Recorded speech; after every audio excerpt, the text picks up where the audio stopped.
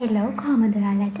අද මම මේ වීඩියෝ එකකින් ඔයාලට කියන්න බලාපොරොත්තු වෙන්නේ පාදවල සහ සපත්තුවල දුර්ගන්ධය ඇතිවීමට හේතුව සහ එම දුර්ගන්ධය ඉවත් කරගන්නේ කොහොමද කියලා. වීඩියෝ එකට යන්න කලින් ඔයා මගේ channel එකට අලුත් කෙනෙක් නම් මාව තාමත් subscribe කරලා නැත්නම් වීඩියෝ එක බලලා හොරෙන් යන්න නැතුව please මාව subscribe කරන්න.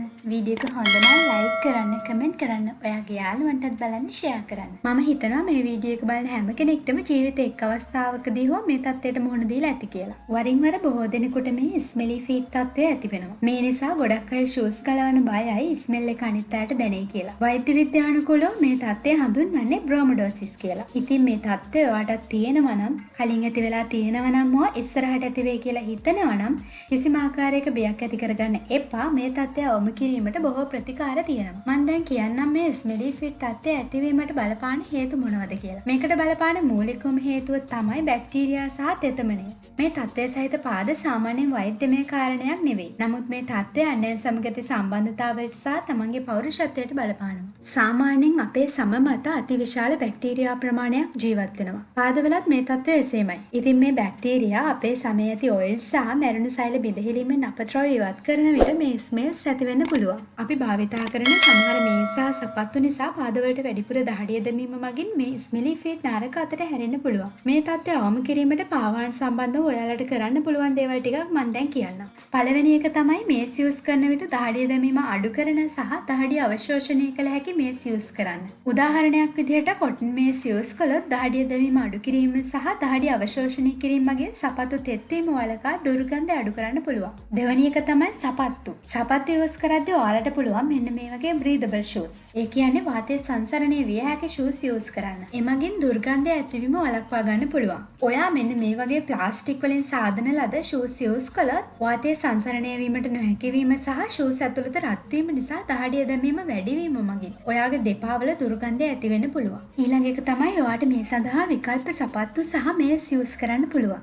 ඒ වගේම සපත්තු පළඳින පුද්ගලයන් සපත්තු සම්පූර්ණයෙන්ම වියලා පාවිච්චි කරනවා නම් මේ ස්මෙලි ෆීට් වලට ගොඩක්ම හොඳයි. ඔයාට එක් සපත්තු යුගලක් වෙනුවට සපත්තු යුගල දෙකක් තබා ගන්න උත්සාහ කරන්න. දිනකට එක් සපත්තු යුගලක් සහ ඊළඟ දවසේ තවත් යුගලක් වශයෙන්. එවිට සපත්තු හොඳින් වියලීමට කාලයක් ලබා දෙන්න පුළුවන්. ඒ වගේම එක දිගට දවසම වැඩ කරන කෙනෙකුට පුළුවන් මේස් යුගල දෙකක් භාවිතා කරන්න. මේකත් දහඩිය දැමීම අඩු කිරීමට සහ දුර්ගන්ධය අඩු කිරීමට ගොඩක් උපකාරී වෙනවා. ඊළඟ එක තමයි ඔයාට පුළුවන් ඔයාගේ සපත්තු වල අඩිය. ඒ කියන්නේ ඉන්සෝල්ස් චේන්ජ් කරන්න. ඒ වගේම ඇන්ටිබැක්ටීරියල් ඉන්සෝල්ස් මේ වෙනුවට යූස් කරන්න. එහෙම නැත්නම් ඉන්සෝල්ස් මතට ස්ප්‍රේ කිරීම සඳහා ඇන්ටිබැක්ටීරියල් හෝ විෂ බීජනාශක ස්ප්‍රේස් භාවිතා කරන්න ඔයාට පුළුවන්. මේකත් කියන්න ඕනි මේ ස්ප්‍රේස් භාවිතා කරන එක ඉන්සෝල්ස් හොඳින් වියලීම තරම් ඉෆෙක්ටිව් වෙන්නේ නැහැ. මම දැන් ඔයාලට කියන්න යන්නේ මේ ස්මෙලි ෆීට් වලට ගෙදරදිම කරන්න පුළුවන් ප්‍රතිකාරම මොනවද කියලා. පළවෙනි එක තමයි ඇන්ටිබැක්ටීරියල් සෝප් එකක් යූස් කරලා දිනපතාම පාද සේදීම සහ විශේෂයෙන් ඇඟිලි අතර ප්‍රදේශ කෙරෙහි වැඩි අවධානයක් යොමු කරන්න. දෙවෙනි එක තමයි පාද හොඳින් එක්ස්ෆෝලියේට් කරගන්න ඕනි. අපේ සමයේදී මැරුණු සෛල එකතු වන විට මේ මැරුණු සෛල මත බැක්ටීරියා වර්ධනය වෙනවා. ඒ නිසා ස්මෙලි ෆීට් ඇති කෙනෙක් සමයේදී මැරුණු සෛල ඉවත් කිරීමට ස්ක්‍රබ් එකක් හෝ මෙන්න මේ වගේ ෆමිස් ස්ටෝන් එකක් යූස් කරලා සතියකට 3 වතාවක්වත් සමයේදී මැරුණු සෛල ඉවත් කරගන්න ඕනි. ස්මෙලි ෆීට් තියන අය විතරක් නෙවෙයි අපි හැමෝම අපේ සමයේදී මැරුණු සෛල අනිවාර්යයෙන්ම ඉවත් කරගන්න ඕන.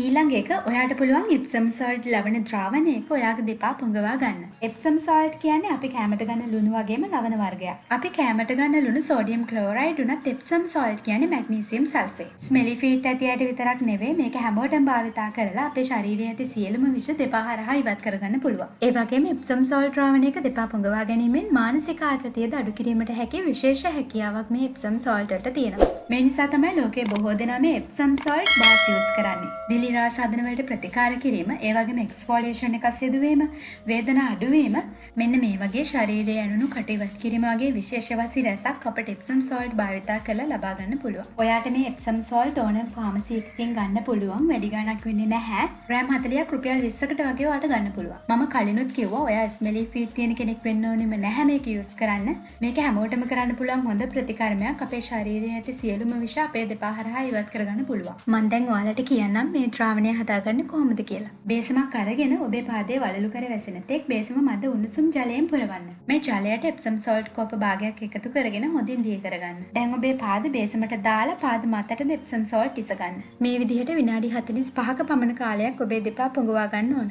මේ සතියට දෙපාරක් කළොත් ඔබේ ශරීරයේ ඇති සියලුම විෂ ඉවත් කරගන්නටත් ඔබේ ස්මෙලි ෆීට් වලට හොඳ විසඳුමක් ලබා ගන්නත් පුළුවන්. ඔබට මේ සුවඳවත් කර ගැනීමට අවශ්‍ය නම් මේට ලැවෙන්ඩර් බිඳු කිහිපයක් හෝ යුකලිප්ටස් හෝ පෙපර්මින්ට් එසෙන්ෂල් ඔයිල් බිඳු කිහිපයක් එක් කරගන්න පුළුවන්. මේ එප්සම් සෝල්ට් ට්‍රීට්මන්ට් එකෙන් පස්සේ දෙපා ධර්මයක් වියලවිය හැකි නිසා අමතක නොකර ඔබේ දෙපා වල මොයිස්චරයිස් එකක් ඇප්ලයි කරන්න. ඊළඟ ප්‍රතිකර්මය තමයි විනාකිරි වල දෙපා පොඟවා ගැනීම. මද උණුසුම් ජලයේ කොටස් දෙකකට විනාකිරි කොටස් එකක් මික්ස් කරලා විනාඩි 15ත් 30ත් අතර කාලයක් දෙපා පොඟවා තබා ගන්න. මේට ඇපල් සයිඩර් විනාකිරි හෝ අපි සාමාන්‍යයෙන් භාවිතා කරන සුදු විනාකිරි ගන්න පුළුවන්. මේකත් ඔයාගේ ස්මෙලි ෆීට් වලට හොඳ විසඳුමක්. කෙසේ වෙතත් ඔයාට කැපුම් තුවාල හෝ සීරීම් තුවාල තියෙනවා නම් මේ ප්‍රතිකර්මය කරන්න එපා.